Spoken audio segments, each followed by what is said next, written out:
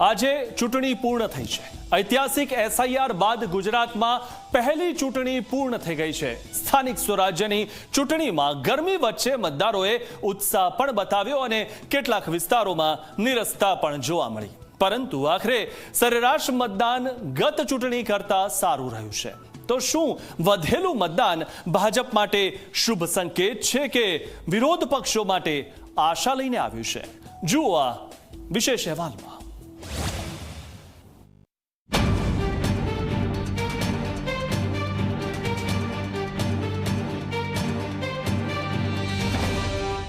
ગુજરાતના રાજકીય ઇતિહાસનો સૌથી મોટા નામકમીની કામગીરી એટલે કે એસઆઈઆર અને ત્યારબાદનો પહેલો જંગ।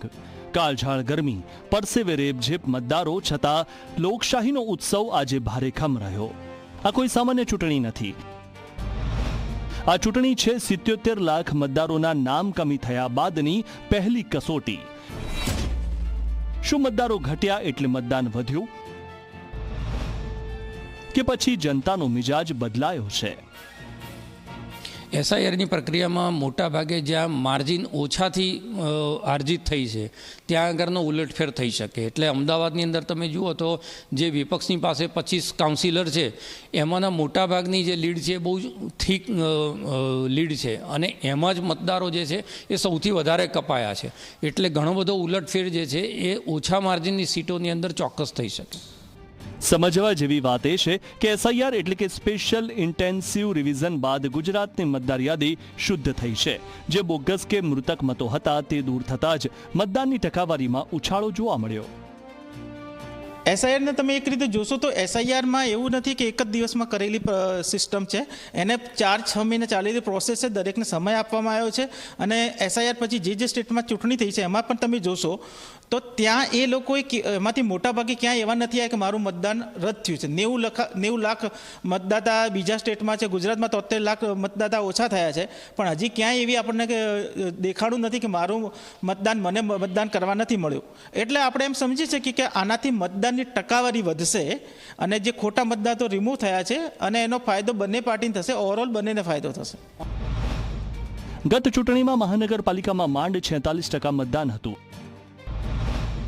જે આ વખતે કૂદીને 52%ની આસપાસ પહોંચ્યું છે।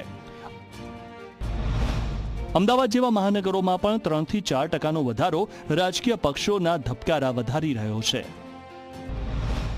ગત ચૂંટણીમાં જિલ્લા પંચાયતોમાં 62.41%, તાલુકા પંચાયતોમાં 63.42%, નગરપાલિકાઓમાં 54.95% અને મહાનગરપાલિકાઓમાં 46.10% મતદાન થયું હતું।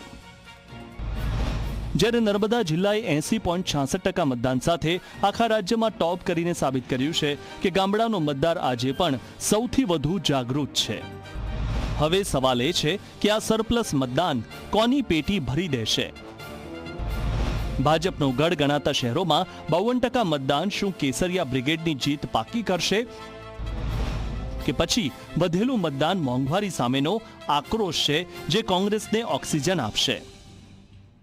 ભારતીય જનતા પાર્ટીના કામના કારણે, ભારતીય જનતા પાર્ટીના કાર્યકરોના કારણે, ભારતીય જનતા પાર્ટીની દિશા અને લોકો સાથેના જે તાદાત્મ્ય છે, નજીકથી કામ કરવાનો, જે વિકાસની નીતિ શરૂ કરી છે, સબકા સાથ, સબકા વિકાસ, સબકા વિશ્વાસ, અને આ તમામ બાબતોને લઈને ગુજરાતની જનતા, હું તો ગામડાઓમાં ખૂબ જઉં છું, મને ખબર છે કે તમામ જનતા ભારતીય જનતા પાર્ટીને વધારે ને વધારે પ્રેમ કરી રહી છે અને વધારે મતો આપીને વિજય બનાવશે। ખાસ કરીને આખી આ પ્રક્રિયામાં એક બાજુ ખૂબ ગરમી હોવા છતાં પણ ગ્રામ્ય વિસ્તારમાં લગભગ એવરેજ 60%થી વધારે મતદાન થયું છે, શહેરી વિસ્તારમાં પણ 50%થી વધારે મતદાન થયું છે।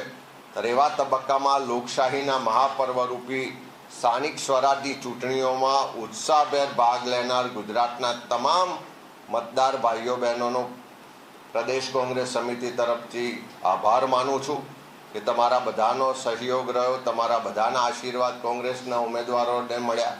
આપ જેવી ત્રીજી શક્તિ માટે પણ આ આંકડા આશાસ્પદ છે। જો આ વધારો યુવા મતદારોનો છે તો સમજી લેજો કે પરિણામોમાં નવા સમીકરણો સર્જાશે। એસઆઈઆર પછીની આ પહેલી ચૂંટણીએ ક્લિયર કરી દીધું છે કે જનતા હવે કન્ફ્યુઝ નથી. ભલે 77 લાખ નામ ઘટ્યા, પણ લોકશાહીનો અવાજ વધુ બુલંદ બન્યો છે. હવે જોવાનું એ રહેશે કે જ્યારે જનતાનો આ આદેશ ખુલશે ત્યારે કોના ફટાકડા ફૂટશે અને કોના સુપડા સાફ થઈ જશે. Bureau report, Zee media.